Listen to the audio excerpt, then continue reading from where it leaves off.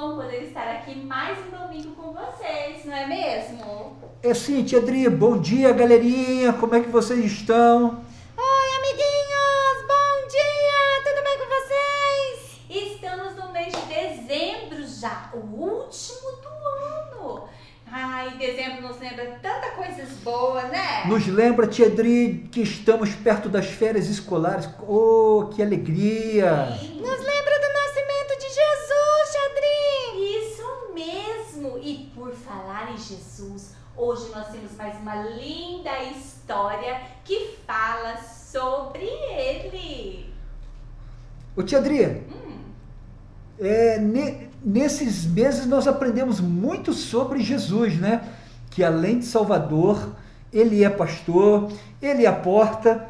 O que mais ele é, né, cara? Ele é o único caminho, é poderoso, é amoroso, tanta coisa boa. O que vamos aprender hoje, Adri?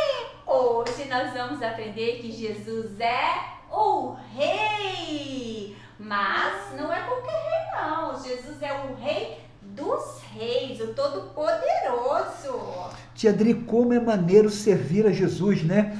Sabe, eu estive participando de uma célula Kids com os meus amiguinhos e a tia Elisângela e a tia Yara, elas estavam ensinando um tantão de coisas sobre Jesus, não é, Neca?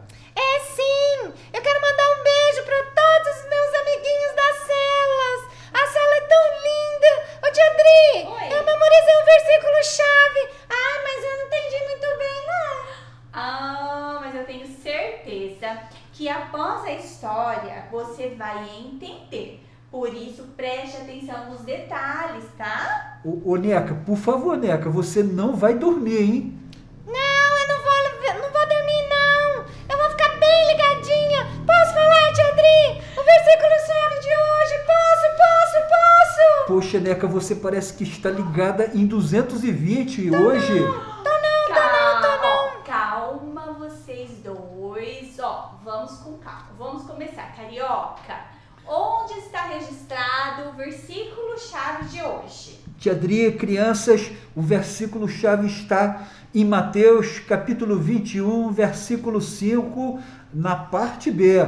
Fala de novo para as crianças encontrarem na Bíblia, Carioca. Presta atenção, crianças. Mateus, capítulo 21, versículo 5, parte B. Muito bem.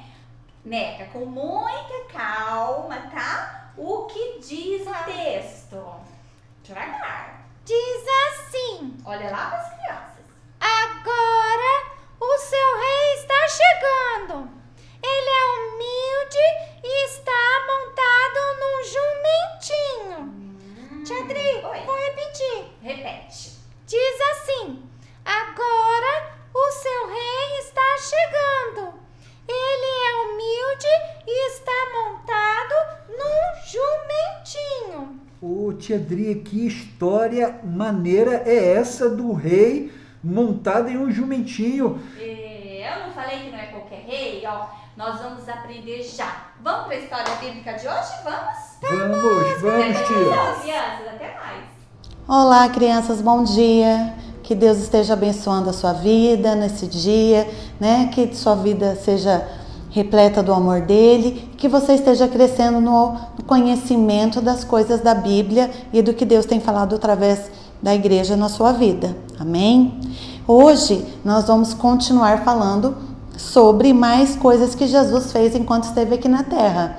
Na última aula, vocês lembram que eu falei que Jesus ficou 3 anos fazendo ministério? Ele viveu até 30 anos sem se declarar como filho de Deus. A partir dos 30 anos até os 33 anos, quando ele foi crucificado e morto e depois ressuscitou, durante esses 3 anos, ele fez milagres, ele chamou os discípulos, né? Espero que vocês tenham lembrado de decorar o nome dos discípulos, né? Dos 12 discípulos que andaram com Jesus durante esses 3 anos, que ele se declarou filho de Deus e ele aceitou, né, o ministério dele e ele viveu aqui durante esse tempo e aconteceu vários episódios, né? Como a cura do paralítico em Cafarnaum, como quando Jesus encontrou Nicodemos, quando Jesus encontrou Zaqueu, né? Quando Jesus pediu para as crianças virem até ele, né? Várias coisas e muitas outras que estão escritas na Bíblia, nos evangelhos, Mateus, Marcos, Lucas e João. Então, nos 4 evangelhos que contam essas histórias sobre o que Jesus fez na terra. Por quê? Você sabia que quando fala livro de Mateus, lembra do discípulo Mateus, que a gente falou na aula passada? Ele que escreveu. Então, cada livro dos 4 evangelhos, né, Mateus, Marcos, Lucas e João, contam às vezes as mesmas histórias com poucas diferenças. Por quê? Porque quem contou a história, quem escreveu foi a pessoa que é o nome do livro, né? E essa história que eu vou contar aqui para vocês, a professora Adriane Carioca e a Neca já falaram para vocês onde está com o versículo-chave, ok? E essa história narra quando Jesus entrou em Jerusalém. E na Bíblia está escrito a entrada triunfal de Jesus em Jerusalém. O que é triunfal? Triunfal é que é grande, que é maravilhosa, que foi assim realmente uma coisa muito, muito legal, muito bonita, não é? Então, eu vou mostrar aqui para vocês Jesus. Jesus estava na terra, cumprindo o ministério que Deus deu para ele, que era de vir, falar sobre as coisas de Deus, falar sobre o reino, cumprir as escrituras, porque antes de Jesus vir, tinha o Velho Testamento, e o Velho Testamento falava sobre o quê? Sobre quando Jesus viria. Eles não falavam que era Jesus, né? Mas eles falavam sobre o Messias. E aqui, nessa passagem de Jesus entrar em Jerusalém, Jesus foi reconhecido como Filho de Deus, o Messias, falado já há muitos anos para o povo de Israel, que viria, que seria a salvação deles. Então Jesus chamou 2 discípulos e falou assim: vocês vão e por favor me arrumem um jumentinho. E aí os discípulos falaram: por que um jumentinho, né? Mas eles obedeceram Jesus. E eles conseguiram achar um jumentinho. Acharam um jumentinho, trouxeram até Jesus. E foi interessante, crianças, porque os reis naquela época, não existia carros, não existia aviões, né? As pessoas andavam sobre animais. E os reis nunca andariam em cima de um jumentinho. Jumentinho, ele era um animal símbolo de humildade, de simplicidade, né? Porque um rei, para os judeus ou para qualquer povo daquela época, entraria numa cidade como? Em cima de um cavalo muito bonito, cheio de adereços dourados, né? Mas não, Jesus escolheu um jumentinho, né? Por quê? Porque Jesus queria mostrar mais uma lição, né? Jesus sempre fez as coisas, tudo que ele fez aqui foi para nos ensinar algo. E ele quis então ensinar sobre humildade e sobre simplicidade. Então Jesus, ele ia entrar na cidade de Jerusalém e as pessoas vieram, colocaram uma capa sobre o jumentinho e Jesus montou sobre o jumentinho. E conforme Jesus foi andando, as pessoas jogavam as capas, porque as capas eram as vestimentas delas, né? As vestimentas das pessoas não eram como os de hoje. E jogaram também ramos de folhas, né? Jogaram folhas e eles gritavam: Hosana ao rei, Hosana ao que vem em nome do Senhor, né? E eles jogavam para simbolizar que eles aceitaram que Jesus era o Messias, que Jesus era o Filho de Deus. E assim Jesus entrou em Jerusalém montado num jumentinho, né? Então Jesus quer sempre nos ensinar algo, né? Como o seu coração tem sido um coração simples, que não fica só procurando coisas coisas que são demais para nós? Então, crianças, Jesus, com essa história, né, da entrada dele em Jerusalém, ele quis nos ensinar sobre humildade, né, e sobre ele não se importar com as coisas terrenas. O que ele mais se importava era cumprir a vontade de Deus, que era o Pai dele. E vocês lembram que eu mostrei uma caixa vermelha de presente nas últimas aulas, né? Que formava uma cruz, né? Que foi o maior presente que Deus nos deu. Então, Deus não deu só Jesus como presente para mim e para a sua vida. Deus nos deu mais presentes. E hoje eu trouxe mais 4 presentes aqui para a gente pensar em que Deus nos deu. Para a gente pensar que Deus nos deu, ok? Então, o primeiro presente, né? Como eu já disse, eu adoro receber presentes, eu acredito que você também. Então, Deus, além de mandar Jesus numa cruz como o maior presente, como maior prova de amor que poderia nos dar, Ele também nos deu o quê? Amor, né? Além de Jesus, que foi a maior prova de amor, Deus continua nos dando esse presente, Deus continua amando a mim e a você. Tanto que essa palavra da salvação, ela vem há 2000 anos sendo pregada, né? Lá dos nossos tataravós, lá muito longe. E essa palavra continua sendo pregada. Por quê? Porque Deus tem amor pela sua vida. E esse sempre vai ser o maior presente. E esse é um dos presentes maiores também que nós podemos dar para as pessoas. Mais do que presente material, coisas, objetos, brinquedos, chocolate. O maior presente que nós podemos dar é amor. Ok? Um outro presente também que Deus deu para mim e para você é o tempo. Deus nos deu tempo. Nós estamos vivendo aqui na Terra o tempo da nossa vida, né? E esse presente tempo tem a ver com eu ter tempo para Deus, né?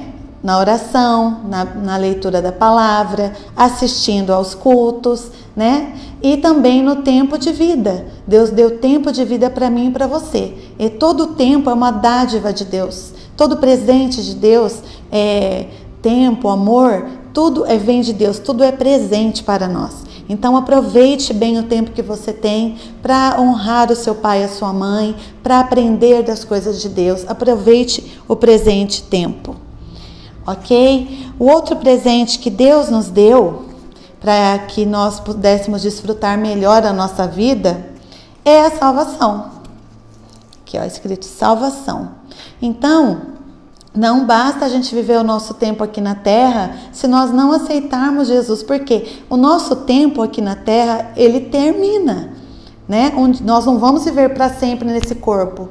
Nós esperamos que Jesus volte, aí sim nós teremos o corpo glorificado, mas se Jesus não voltar até a gente ficar bem velhinho, né? A gente precisa ter aceitado Jesus. Por quê? Porque nosso espírito, aquilo que vive dentro de nós, que é o que se comunica com Deus, né? Que nós não vemos o nosso espírito, ele um dia, quando o nosso corpo não estiver mais aqui na Terra, né?